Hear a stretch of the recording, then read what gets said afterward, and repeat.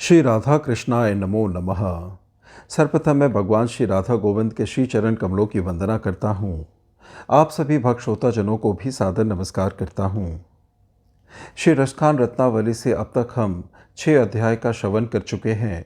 इसे आगे बढ़ाते हुए आज हम 7वें अध्याय का श्रवण करेंगे, जिसमें श्री रसखान जी द्वारा रचित रत्नावली के सुंदर दोहों के भावार्थ का श्रवण करेंगे, जो इस प्रकार से है। लोक की लाज तजी तबही, जब देखयो सखी व्रज चंद सलोनो। खंजन मीन सरोजन की छवि, गंजन नैन लला दिन होनो। रसखानी निहारी सके जू, संहारी केत को त्यह व रूप सुठोनो। भौ कमान सो को सब बेधत, प्राणनि नंद को छैनो। हे सखी, लोक लाज तो हमने तभी छोड़ दी जब से सलोने ब्रजराज को देखा है। खंजन पक्षी की भांति लालिमा युक्त उनके नेत्र उसी प्रकार सुंदर लगते हैं जिस प्रकार सांवली मछलियों के बीच खिला कमल। हे रसखान, उनकी छवि को जो स्वयं को संभाल कर निहार सके, ऐसा उनका रूप कहाँ है। अर्थात उनकी छवि देखकर स्वयं को संभालना मुश्किल है।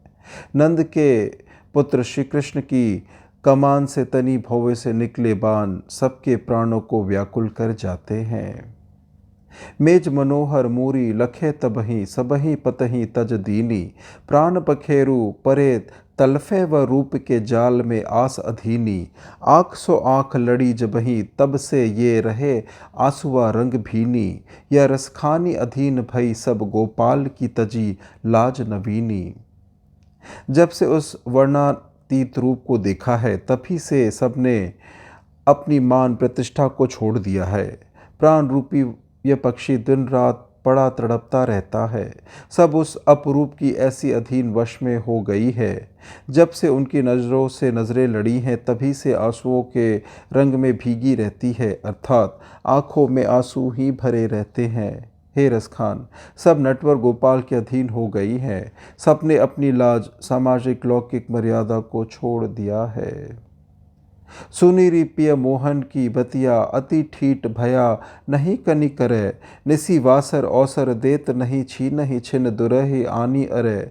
निकसी मति नागरी ढौड़ी, बजी ब्रजमंडल के यह कौन भरे।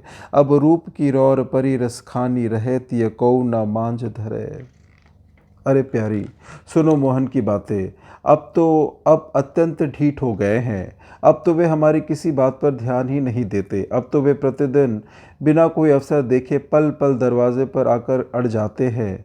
अब नगर में बाहर निकलने की तो मानो मनाही ही हो गई है। ब्रजमंडल में इन्हें रोकने वाला कौन है। हे रसखान, अब तो रूप सौंदर्य की जैसे लड़ाई हो गई है। देखो ना, सांझ होने पर भी कोई घर में नहीं रहता। धूर भरे अतिशोभित श्याम जू, तैसी बनी सिर सुंदर चोटी। खेलत खात फिरे अंगना, पग पैंजनी बाजत पीरी कछौटी। वा छवि को रसखानी बिलोकत, वारत काम कला निज कोटी। काग के भाग बड़े सजनी हरी, हाथ सौ ले गयो माखन रोटी। धूल से भरे श्री श्याम कृष्ण की शोभा अतिशय सुंदर लगती है। उनके शोभायमान छवि के समान, अर्थात उनकी शोभा को बढ़ाती है। उनके सिर पर सुंदर चोटी बनी हुई है। वे खेलते हुए खाते हैं तथा आंगन में इधर उधर भागते हैं। उनके चलने से उनके पैरों की पायल कर्ण प्रिय स्वर में बजती है। रसखान, उस छवि को देखकर ऐसा लगता है कि करोड़ों कामदेव की कलाओं को उनके ऊपर न्यौछावर कर दिया है।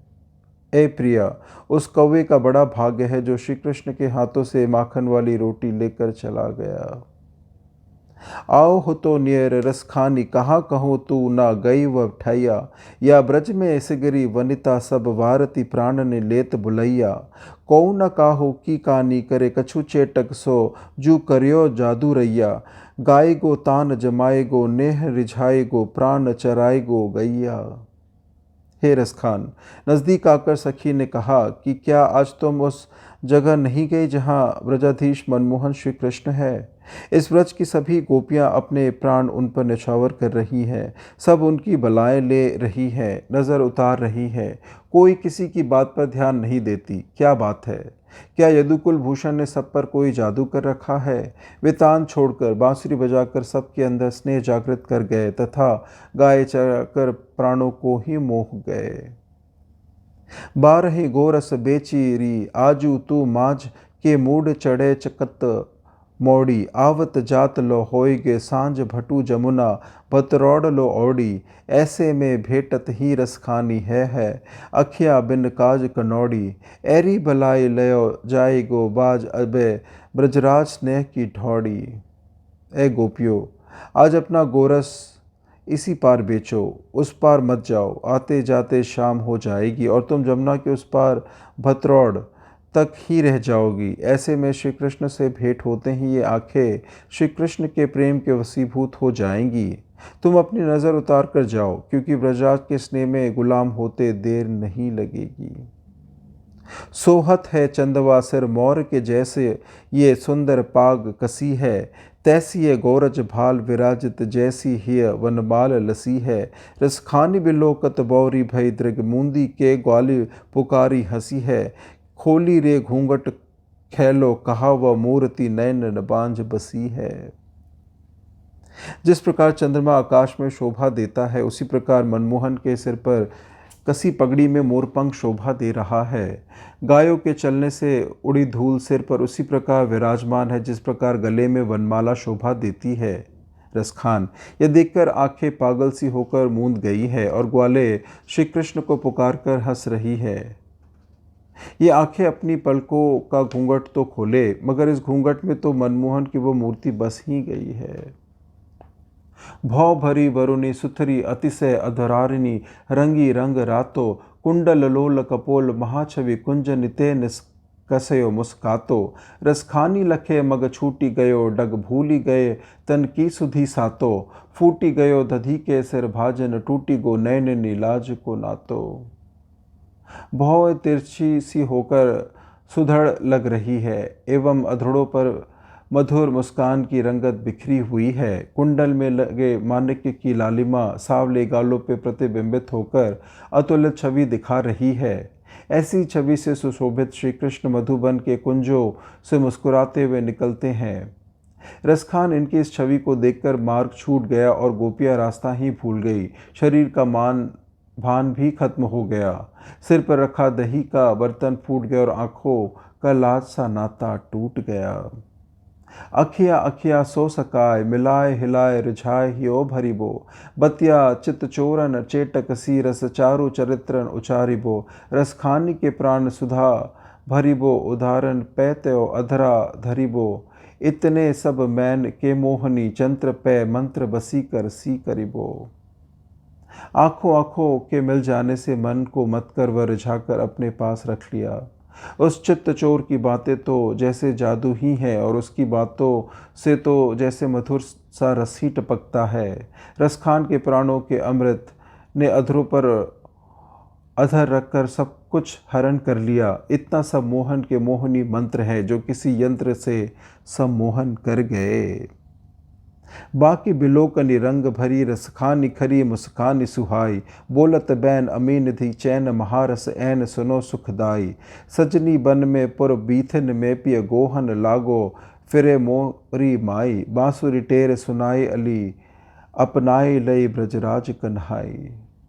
जिनकी तिरछी नज़र से देखना रंग भरा है, रसखान जिनकी शुद्ध मुस्कान अतिशय सुंदर है, जिनकी वाणी में मानो संसार का सारा धन छिपा हुआ है, जिसे सुनकर कानों को मदरस के समान सुख प्राप्त होता है, जिनको गोपियाँ नगर में ब्रज में तथा गलियों में खोजती फिरती है, उन भगवान श्री कृष्ण ने बांसुरी की टेर सुनाकर सखी सबको अपना बना लिया है।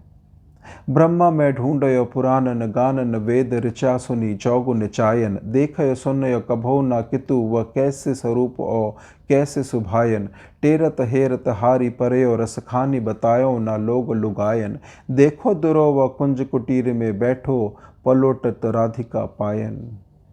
मैंने ब्रह्मा को पुराणों के गायन तथा वेद की बहुत सी ऋचाओं में ढूंढा, परंतु न तो कहीं दिखा न कहीं सुना कि वे किस रूप के हैं तथा कैसा उनका स्वभाव है। उनको पुकारते खोजते थक गया, परंतु किसी ने भी उनको बताया नहीं। परंतु रसखान देखो ना, जिन्हें मैं ढूंढ रहा था वे दूर कुंज कुटीर में राधिका देवी के साथ बैठे हैं। देखन को सखी नैन भय न सने तन आवत गायन पाछे। कान भय इन बातन के सुनबे को अमनिधि बोलन आछे। पे सजनी न संहारी परे व बाकी बिलोकन कौर कठाचे। भूली गयो ना हियो मेरी अली जहाँ पिया खेलत कांचनी काछे। हे सखी, ये आंखें तो इसलिए है ना कि उन्हें श्री कृष्ण को गायों के पीछे आते हुए देख सके। कान तो इसलिए है कि हृदय को हरने वाली उनकी अच्छी बातें सुन सके।